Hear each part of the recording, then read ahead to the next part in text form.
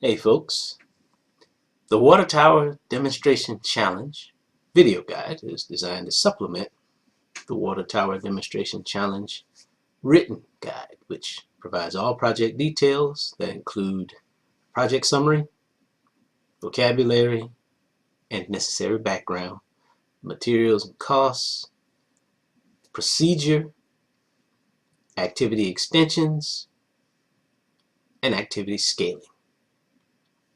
Let's go. Now in this lesson, we're focusing on understanding water storage and how engineering can help communities preserve and supply water to populations. We'll have teams of 3 to 4 students who will design and build a model water tower. They're going to all use the same materials. The teams will then create presentations that will explain how water towers work to audiences of younger students, let's say grades kindergarten through 2nd grade.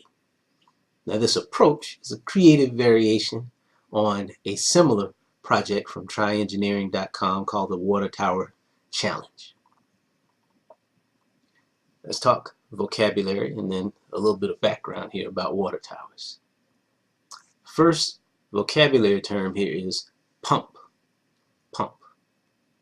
A pump is simply a mechanical device that moves a fluid like water or gas via pressure or suction. Second term here is siphon. I'm using it as a verb. To siphon is to move a liquid from one container into another. Now in a little while we're going to see a tool called a siphon pump that does what both of these words just described. It's going to move a liquid from one container to another using pressure or suction. Now how does a water tower work?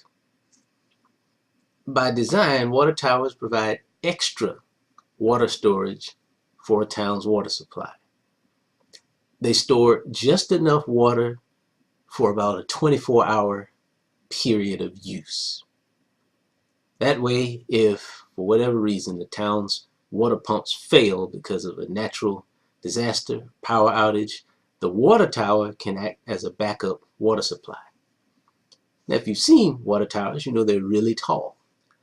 By design, they're tall because they need pressure. They have to use pressure, which is created by elevating the water tower. The higher you make it, when you open that valve and let that water out, the more pressure that water will create, because when you have to activate the water tower, the water has to create enough pressure to force itself into the town's water pipes without the need for a pump. Why don't they just put a pump on it? Well, they need a pump to refill the water tower whenever it has to be used. And I can imagine that the cost of one of those pumps is a little better than the cost of 2 of those pumps. The cost of building and maintaining the pumps. You'd rather have 1 than 2. So the water by design will fall without the need for a pump, because it has to be pumped to get the water back into the tower.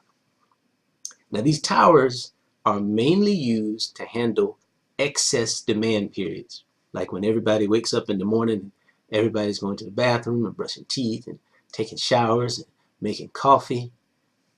Okay, you want the water tower to be able to handle that excess demand.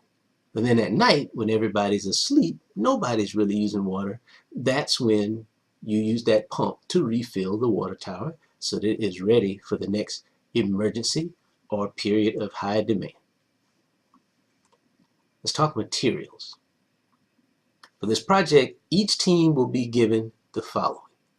First, a simple water source.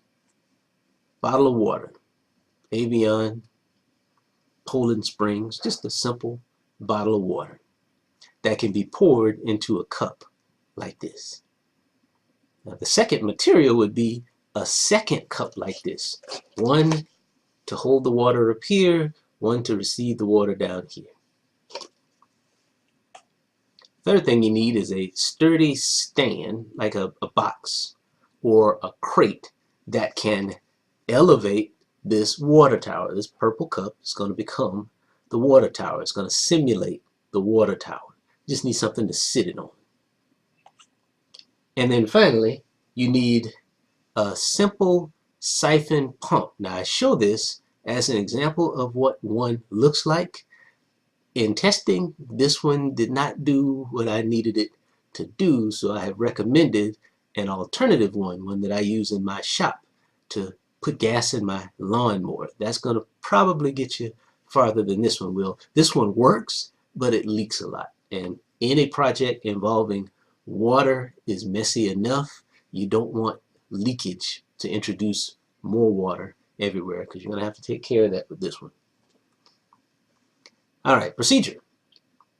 I've included a video in the written guide that illustrates through animation and brilliant explanations how water towers work. It'd probably be a good idea to show that to the class for the purpose of illustration, enlightenment, and engagement. But after that video, reteach how water towers work in your own words, similar to the explanation I have provided. That's very important, because the words that you use to describe how the water tower works will probably be the words that the students draw from in creating their own presentations.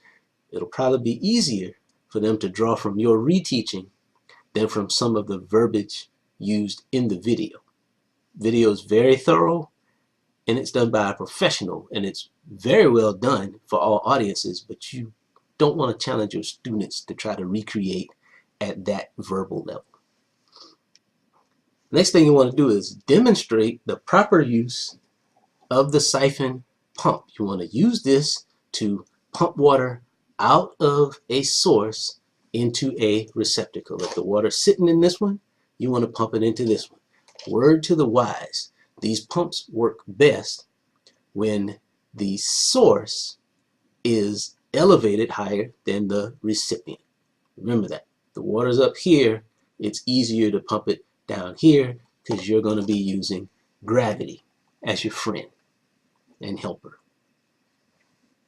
Next thing to do is to challenge the students to create a water tower model and a 10-minute presentation that contains the following elements. You want them to explain each part in the model. You want them to explain this elevated water tower. You want this cup to represent the town's water users, brushing teeth, taking showers, washing cars, watering the lawn, running the dishwasher. And then you want to tell them about this pump, because this pump is what will be used to replenish the water tower that sits up here for the next day of use. Then you want to simulate the water tank being drained. So you want to use this siphon to actually pump water out of the tank down into the cup representing the town's users, and then you want to reverse it. Now to do that, remember what I said, the source water needs to be higher than the recipient water. Now all the water is going to be in the tank, it's going to pour down into this cup. You're going to want to at least raise the cup with the water to the same level as the empty cup to let that siphon work. You will need to explain that, because your students will be asked to suspend disbelief for your demo, because your pump costs $2.59. The real pump used for water towers may cost tens of thousands of dollars and maybe a lot more powerful, so you would expect it to be able to do a little more. The last element of the presentation is you want to have each group create a creative story that explains their model and engages the target audience. For example, you may want to explain that the water tower is designed to be used in emergencies, so draining it simply due to heavy use, well, that might cause it to be unavailable when you really need it. See, that kind of dramatization, that kind of factual dramatization is very useful for audience engagement. Now, how do we extend this? Got a couple of ideas there. One is you can have students consider ways that homes and businesses can conserve water. reducing the amount of water that the town has to provide. Get them to think about plumbing modifications and landscape maintenance, especially watering lawns. That's a controversial use of water in many places. You want to also have the students consider ways that they can conserve water at home by simply changing their water use behavior, especially as it relates to dishwashing, long showers, washing cars, washing clothes, etc. How do we scale this? Well, you can have older students give shorter presentations, forcing them to be much more concise in their language. Or you can challenge them to have their presentations recorded. That also engages and challenges. Or you can have them produce a short film presentation similar to the video that they will have seen earlier. Younger students, you can give them a little more time to do their presentations. Both age groups can be challenged to target different audiences for the presentations. You can tell them, present this to members of your church. Present it to a group of local businesses, to a group of school administrators, to a group of football coaches. Lots of ways this one can go. But have fun with it. It's a great project. Be careful with it because it involves water. And summer, kids, and water, they're going to love the water and they might love it a little too much. So take care of the environment where you conduct the project and make sure you're good stewards. Take care. Talk to you soon.